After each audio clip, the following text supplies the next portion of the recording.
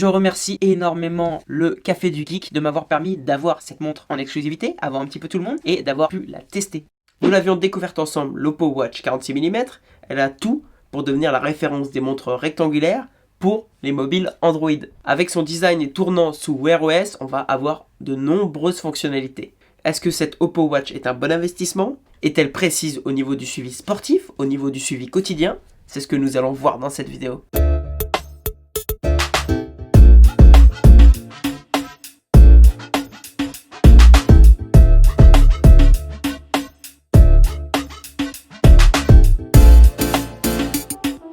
Bienvenue les amis dans Panacotech, je suis Mehdi et comme d'habitude, nous allons découvrir ensemble la crème du high-tech. Si vous ne connaissez pas la chaîne, je teste et je compare des produits high-tech, notamment des montres connectées. J'organise tous les mois un concours pour gagner un produit tech, donc abonne-toi et mets la cloche de notification. Aujourd'hui, c'est l'heure de la vidéo de l'Oppo Watch 46 mm. Je l'ai testé pendant plusieurs semaines, ça va être encore une vidéo complète. Je vous rappelle que vous allez pouvoir trouver le sommaire dans la description pour aller voir que les parties qui vous intéressent. Sinon, un petit conseil, je passe très bien en accéléré, donc vous pouvez accélérer la vidéo jusqu'à 1.5 sans souci. Allez, voici le sommaire.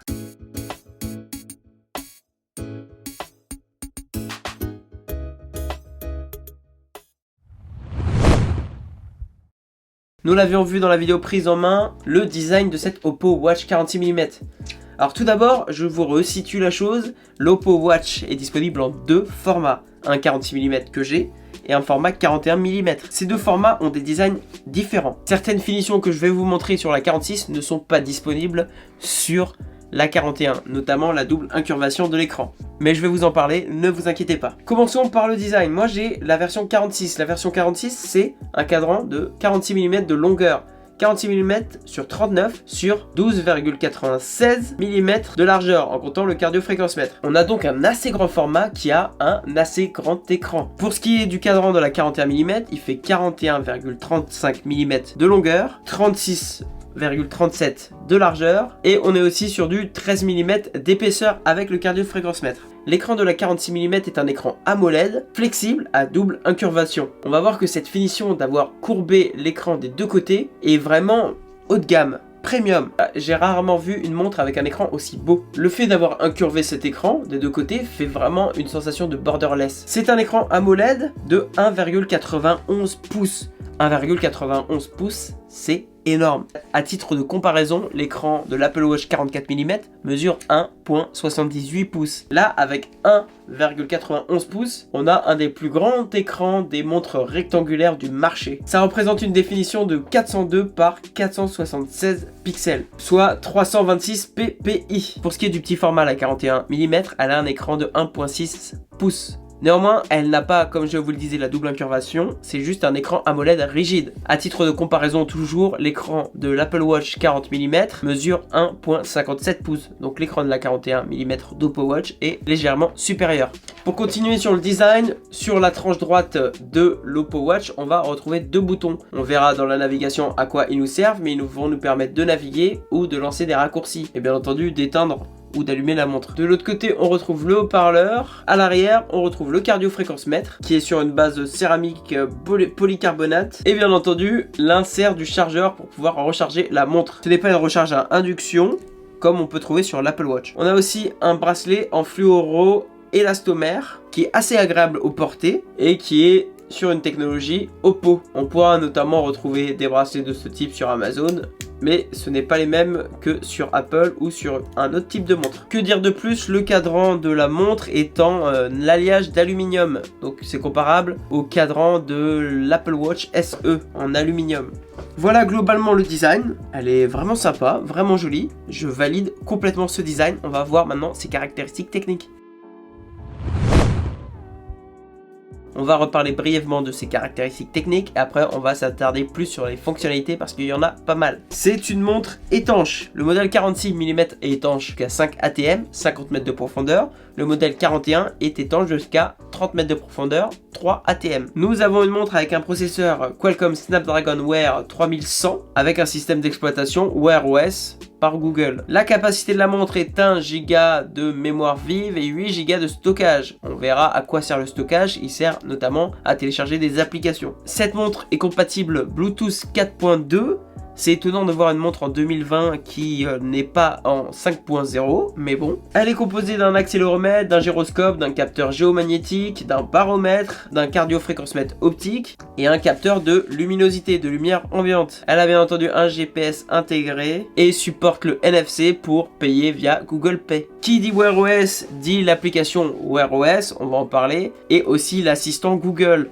On aura aussi une application sur Android, l'application Tap Health, application de Oppo, qui va nous permettre d'avoir de meilleures précisions et de meilleures informations sur le suivi quotidien. On va en parler dans les fonctionnalités. Logiquement, comme elle est sous Wear OS, elle est compatible iPhone et Android, mais comme je vous le disais, l'application Tap est seulement disponible sous Android, et je trouve ça dommage d'avoir cette montre sans cette application. Voilà pour les caractéristiques techniques, on passe aux fonctionnalités.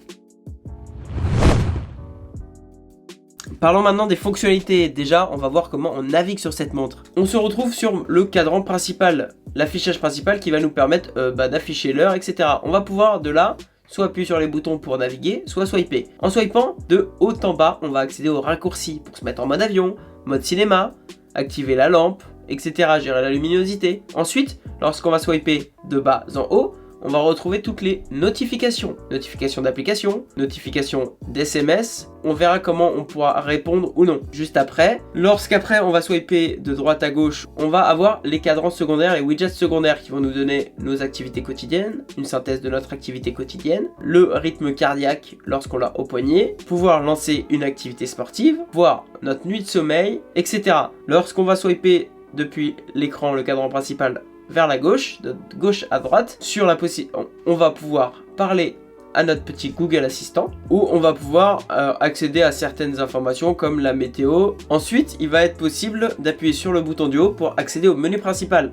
Le menu principal va répertorier les applications natives et les applications qu'on aura téléchargées comme Maps ou Spotify. On verra un petit peu plus tard. Dans tous les cas, on va toutes les voir. Puis, lorsqu'on va appuyer sur le bouton du bas, on va pouvoir lancer une activité. On peut paramétrer ce bouton pour avoir un raccourci. Moi, j'ai mis les activités. Voilà comment on navigue dans cette montre. Maintenant, on va voir comment on la personnalise. Personnaliser le cadran principal. On voit ce petit cadran principal. Il est possible, lorsque je vais faire un appui long, de le changer. On en a plusieurs, voilà, qui sont, lorsqu'on va cliquer, configurables. On va pouvoir du coup en choisir et c'est assez sympa. On va pouvoir aller plus loin dans cette configuration en allant sur l'application. Lors de ce test, je vais parler beaucoup plus de l'application Tap que de l'application Wear OS. Sur l'application Wear OS, je vous montre quand même rapidement, on va pouvoir personnaliser les cadrans. On en aura quelques-uns, ceux qui sont déjà prêts. Sur l'application Wear Tap, on va pouvoir aller beaucoup plus loin.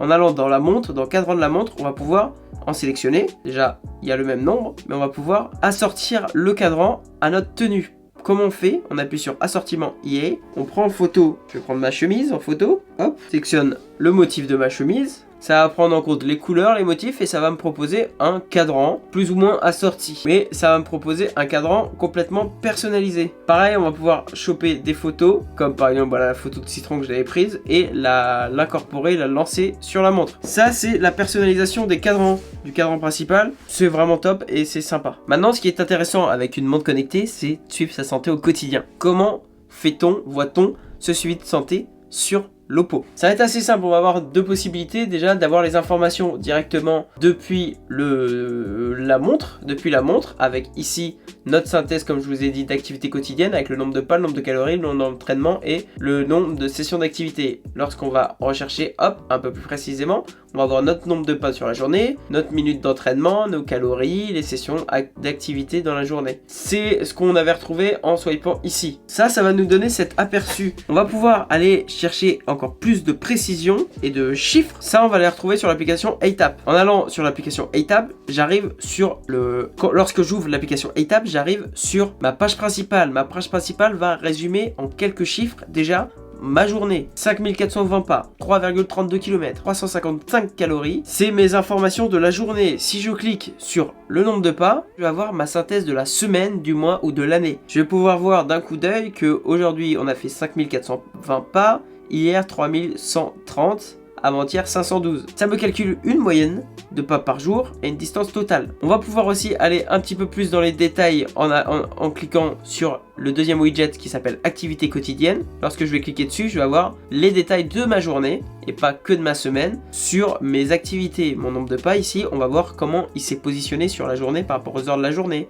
Pareil pour mon nombre de calories, etc. Et on va pouvoir remonter dans l'historique d'hier, d'avant-hier, etc. Ça, c'est ce qu'on retrouvait sur la montre et ça va nous permettre du coup d'avoir cette vision plus détaillée. C'est les informations basiques et nécessaires à un suivi quotidien de santé. En plus de ça, l'application et la montre nous proposent un suivi de sommeil. Lorsqu'on va aller hop dans l'application sommeil, ici, on va avoir un bilan de la veille. 6h58 de sommeil la nuit dernière. Je vais pouvoir hop, aller un petit peu plus dans les précisions en voyant mes phases de sommeil, mes profondeurs de sommeil. On va nous donner quelques informations sur comment c'est enregistré, ça sert à quoi, etc.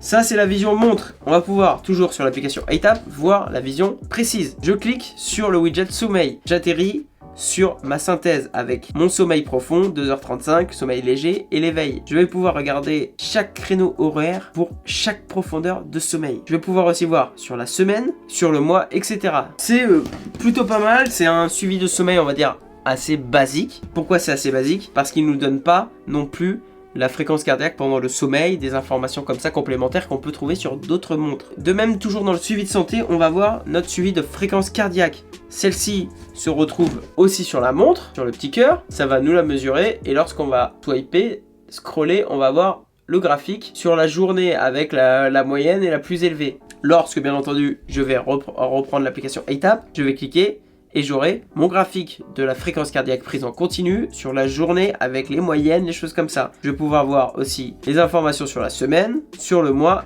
etc.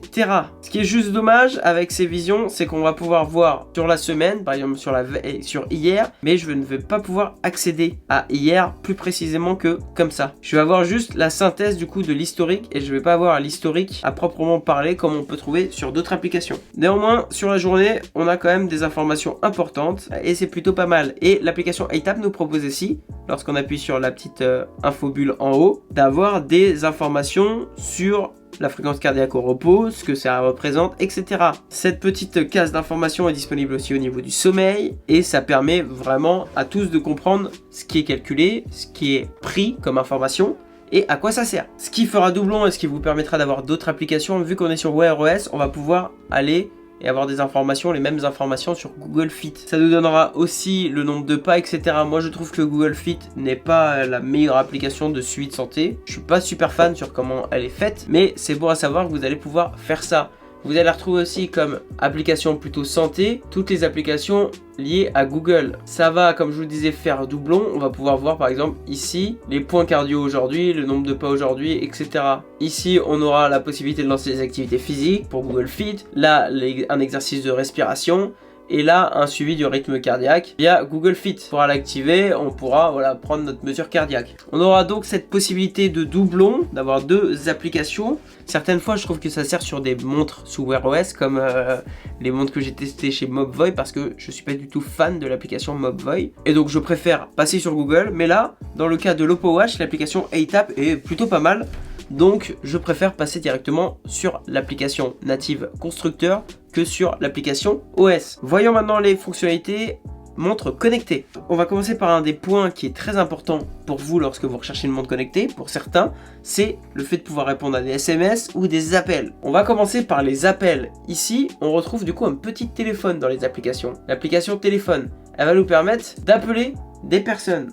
On va pouvoir appeler, comme vous le voyez, je vais pouvoir décrocher, mais malheureusement, on ne peut pas parler directement sur la montre. Là, je suis sur la 46 mm GPS, pas LTE, et je ne peux pas parler directement sur la montre. Même si le téléphone propose en Bluetooth de mettre l'Oppo Watch, pour l'instant, moi, ça ne marche pas. Ça, je sais pas si c'est que j'ai un mauvais réglage, mais j'arrive pas à me servir du micro de la montre pour appeler. Le cas est semblable lorsqu'on reçoit un appel. La montre va nous montrer qu'on a un appel entrant, et l'appel entrant sur le téléphone, on va pouvoir du coup le verrouiller ou le déverrouiller, et ça va répondre sur le téléphone directement, pas sur la montre. Je suis sur un téléphone Oppo, donc j'ai la même marque entre la montre et le téléphone. Normalement, c'est là où on a le plus de fonctionnalités. Donc, je prends avec des pincettes. Si ça ne marche pas, c'est que ça ne marche pas sur les autres mobiles Android. Néanmoins, j'ai vu sur le site qu'avec la montre 46 mm LTE, il était possible de répondre et de parler directement via la montre. À confirmer, je vous en dirai plus dans les commentaires quand j'aurai l'information. Qu'en est-il maintenant pour les SMS ? Là, on va être sur autre chose. Lorsque je vais recevoir un SMS, il va s'afficher dans les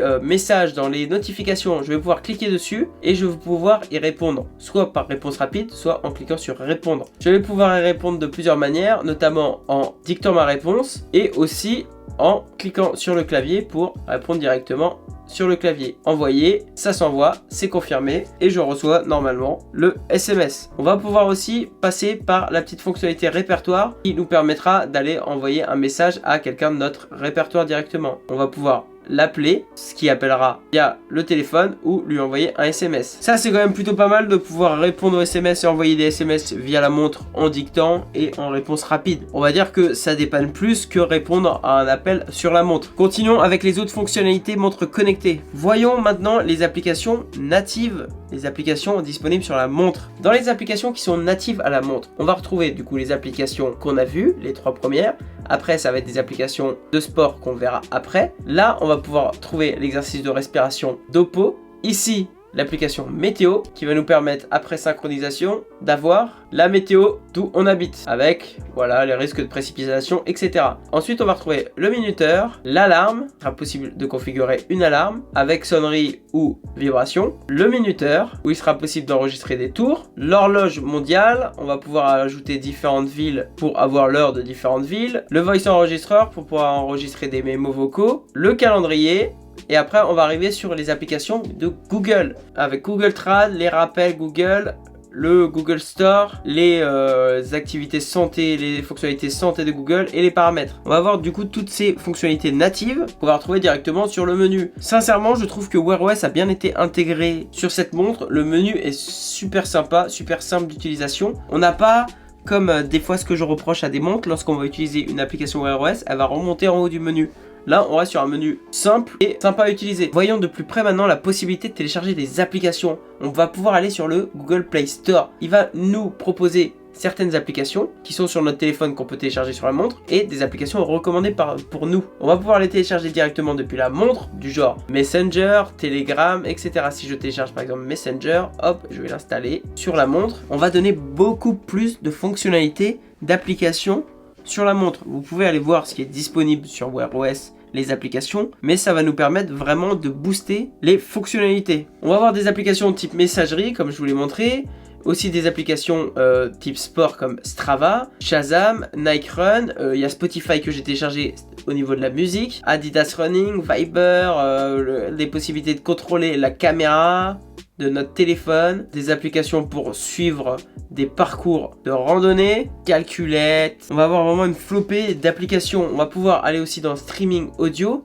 pour voir les applications de musique. On n'a pas d'application de musique directement installée sur la montre, mais on va pouvoir, comme je vous disais, télécharger par exemple Spotify qui va me permettre de contrôler ma musique qui est sur mon téléphone. Je vais pouvoir la contrôler, mais il n'y a pas la possibilité de la télécharger sur la montre. On va pas pouvoir, avec Spotify, avoir la possibilité de faire du offline. Cette montre ne permettra pas le offline. J'ai cherché aussi via l'application ATAP et l'application Google. Il n'est pas possible de transférer de la musique pour l'instant. On sait qu'on a une mémoire interne de 8 Go, mais elle va certainement servir simplement à télécharger des applications. Dernière fonctionnalité qui va être possible d'évoquer, on l'avait vu, ça va être l'assistant Google. En cliquant ici, on va pouvoir utiliser l'assistant Google pour lui demander la météo, etc.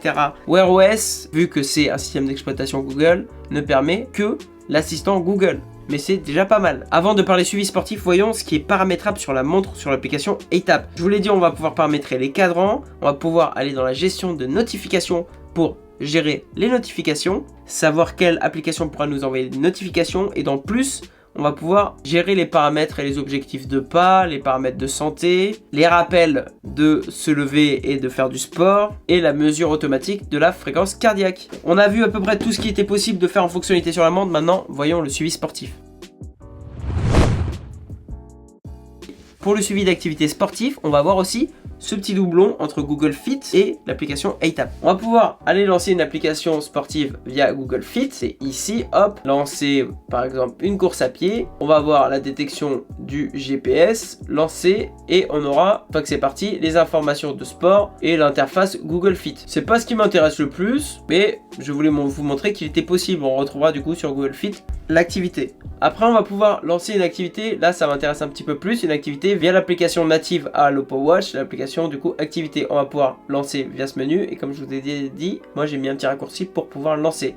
Là on va pouvoir lancer par exemple une course. On n'a pas beaucoup d'activités, mais c'est plutôt pas mal au niveau de ce qu'on va voir, les écrans qu'on va voir. On va pouvoir démarrer du coup l'activité sportive et là on aura notre petit écran avec, vous voyez il est quand même plus agréable à voir que celui de Google Fit, avec notre rythme cardiaque, notre allure, le nombre de kilomètres, l'activité, et lorsqu'on va aller à droite on aura nos zones de fréquence cardiaque. On va avoir comme type d'entraînement la course de fitness, la course pour brûler des graisses, marche en plein air, le vélo et la natation. On reste du coup malheureusement sur les entraînements les plus basiques de basiques. Vélo, marche, course, natation. C'est juste en ça que je vois la petite complémentarité de Google Fit, c'est que Google Fit va nous permettre la musculation et d'autres types d'entraînement comme les arts martiaux, l'aviron, etc. On aura du coup beaucoup plus de types d'activités sur le Google Fit. Tout ça, on va le retrouver après dans l'application ATAP ou dans l'application Google Fit. Dans l'application ATAP, on va voir notre historique d'activité qui va nous donner le tracé GPS, le nombre de kilomètres, enfin la distance, le nombre de calories, la durée, la vitesse. Ensuite, on va voir nos graphiques, vitesse en temps réel, le rythme cardiaque et d'élévation. C'est à peu près tout ce qu'on a comme information. Du côté de Google Fit, on va pas avoir beaucoup plus d'informations, on va voir aussi la fréquence cardiaque et certaines informations comme ça. On est donc assez allégé au niveau du suivi sportif comme information, on a vraiment les informations et les types d'activités principales. À côté de ça, l'Oppo Watch va nous proposer un petit coach qui va nous proposer des sessions d'exercice de 5 minutes pour pouvoir se motiver et faire du sport en seulement quelques minutes. Le coach va nous expliquer le mouvement à faire, c'est écrit en français mais il parle en anglais. On va avoir du coup différents types d'entraînement, l'entraînement au poids du corps, les étirements avant de dormir, le brûleur de graisse, etc. C'est toujours bien à prendre, hein, ces petits coachs. C'est toujours bien à prendre, ce sort de petits coachs. On l'a retrouvé sur les Fitbit que j'ai testé récemment. Moi, je trouve ça plutôt pas mal. Donc voilà, on reste limité au niveau des activités sportives. On a ce petit coach en plus. Et au niveau du suivi sportif, on a vraiment les informations les plus importantes. Maintenant, on va voir si ces informations les plus importantes sont précises ou non. Comme d'habitude, j'ai comparé la précision du cardio-fréquence-mètre de la montre à celle de ma ceinture cardiaque, ma ceinture cardio-fréquence-mètre. On sait jamais, on ne connaît pas la qualité, c'est la première montre que fait Oppo, sur la qualité du suivi cardiaque de sa montre. Même si au repos, il a l'air plutôt convenable au niveau du suivi, parfois certaines marques gèrent moins bien au niveau sportif. J'ai donc fait une activité en suivant ce cardio-fréquence-mètre, cette fréquence cardiaque, et je suis arrivé à ce bilan. On a les deux courbes qui déjà, d'un premier coup d'œil, se ressemblent. Déjà c'est rassurant parce que j'ai déjà utilisé des montres qui faisaient un palier à 180 alors que j'avais même pas commencé mon entraînement. Là on est sur quelque chose de semblable. On a comme fréquence cardiaque max calculée sur la montre une fréquence de 172 battements de cœur par minute. Sur ma ceinture cardio fréquence mètre, on avait 171 battements de cœur par minute. On est du coup à 1 battement de cœur par minute pour la fréquence cardiaque max. C'est plutôt pas mal. Moi, c'est ce qui me fait peur le plus, c'est ça, c'est une imprécision sur la fréquence cardiaque max. Ça peut être problématique parce que si on tire trop sur notre fréquence cardiaque, sur notre intensité sportive, et que la montre est en dessous, beaucoup en dessous, on peut risquer de se mettre en danger. Pour ce qui est de la fréquence cardiaque moyenne, du coup moyenne calculée sur tout l'exercice, 136 sur ma ceinture contre 133. On a donc une moyenne à 3 battements de cœur par minute sur la montre de moins que sur mon cardio-fréquence-mètre. Un écart sur la moyenne de 3, c'est convenable. Maintenant, en superposant les courbes, on voit malheureusement à plusieurs moments, comme à la fin et au début, que le tracé de la courbe cardiaque de la montre ne suit pas exactement celle de la ceinture pectorale. C'est bien dommage. Il y a donc potentiellement une incertitude sur la précision cardiaque. Voilà pour ce qui est du suivi sportif. Maintenant, parlons de l'autonomie. Pour rappel, l'autonomie annoncée sur ce modèle, la 46, est de 36 heures. Est-ce qu'elle tient les 36 heures? Je vais vous dire que ça dépend de votre utilisation. Du coup, pendant mon test, j'ai eu plusieurs types d'utilisation. Là, Actuellement, elle est à 13%, ma montre. Ma montre est à 13%, il est 21h46. Je l'avais pris à 100% hier matin. Je suis donc à 46 heures d'utilisation. Mais hier, toute la journée, je l'ai passé pratiquement sans interaction avec mon téléphone parce que j'avais oublié mon téléphone, mon Android. Et donc j'avais la montre sans connexion au téléphone en mode avion. En une journée en mode avion, elle avait perdu 35% je crois d'autonomie. Ça m'a permis du coup à aller aux 46 heures. Après, avec une utilisation plus intensive, c'était beaucoup plus compliqué d'atteindre les 36 heures.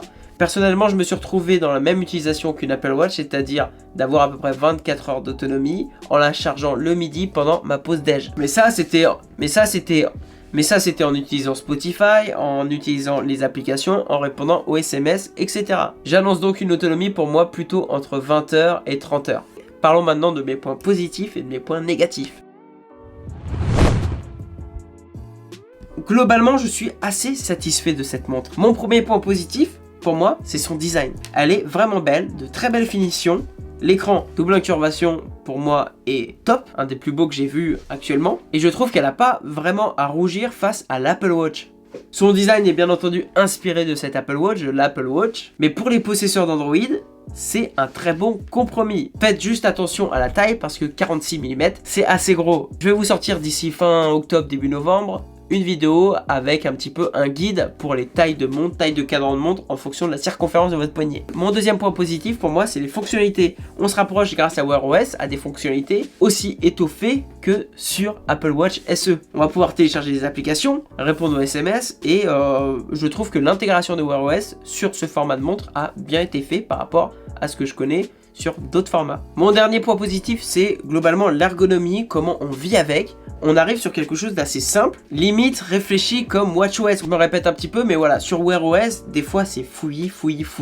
Là, on est sur un esprit simple, au point réussir à adapter ça pour vraiment avoir la philosophie un peu WatchOS et pouvoir naviguer facilement et retrouver facilement l'information qu'on veut. Pour ce qui est du négatif, parce qu'il y en a quand même, le premier point négatif, c'est toujours l'autonomie. Que ce soit sur l'Apple Watch ou ce genre de montre ou toutes les montres avec Wear OS ou Tizen OS ou voilà WatchOS, on est sur l'autonomie en dessous de 2 jours. On est sur, comme je vous le disais, entre 20 et 30 heures d'autonomie en fonction de l'utilisation. On est loin de la semaine d'autonomie, il va falloir la charger à peu près. Pour beaucoup, c'est contraignant de charger sa montre tous les jours. Moi, ça dépend de mes utilisations. J'aime bien avoir une montre qui a beaucoup de fonctionnalités comme l'Apple Watch ou comme l'Oppo Watch, qu'il faudra bien entendu recharger tous les jours, et à côté de ça, une petite montre hybride qu'il faudra recharger tous les mois. Le deuxième point négatif pour moi, c'est le suivi sportif qui est encore trop allégé. Que ce soit au niveau des types d'activités qui sont présentes sur la montre, qui sont réduites et on peut pas ajouter de nouvelles activités sur la montre directement, ou alors je ne l'ai pas trouvé, peut-être on peut, mais je ne l'ai pas trouvé. Je trouve ça dommage parce que ça mange pas de pain de proposer plusieurs types d'activités et de proposer plusieurs informations, d'autres informations dans l'application. Parce que oui, c'est dommage aussi, le rendu au niveau de l'application ATAP est assez allégé au niveau du suivi sportif. Le dernier point négatif, on va dire c'est un petit point négatif, c'est quand même le prix. On est sur un prix relativement conséquent sur le 46 mm, on est sur 329 €, ce qui est le prix aussi de l'Apple Watch SE. On connaît Oppo par leur recherche de rapport qualité-prix, il aurait été sympa quand même de se positionner moins cher qu'une Apple Watch SE. Voilà, le format 41 mm est à 249 €, ce qui est convenable, mais le format 46 que j'ai, 329, ça aurait été sympa d'être un petit peu en dessous de la barre des 300 €. Est-ce que cette montre est faite pour vous ? Globalement, c'est une montre que je recommande. En fonction de vos utilisations, je vous en ai parlé. Si vous êtes à la recherche d'une montre type Apple Watch sur votre mobile Android, elle conviendra parfaitement. Je vous ai proposé quelques vidéos comparatives de cette montre avec par exemple la Fitbit Sense et l'Apple Watch, vous pouvez aller les voir. N'hésitez pas si vous avez des questions par rapport à un choix entre celle-ci et d'autres montres, je vous répondrai comme d'habitude. Mais je suis vraiment satisfait de cette montre, que ce soit dans son utilisation au quotidien ou dans sa prise en main. Voilà les amis, j'espère que vous avez apprécié ce test. Si oui, lâchez un pouce bleu. En attendant la prochaine vidéo test, vivez à fond, vivez high tech. On s'abonne, on active la petite cloche de notification. On va voir toutes les autres vidéos de montres que j'ai faites. Merci et à bientôt sur ma chaîne.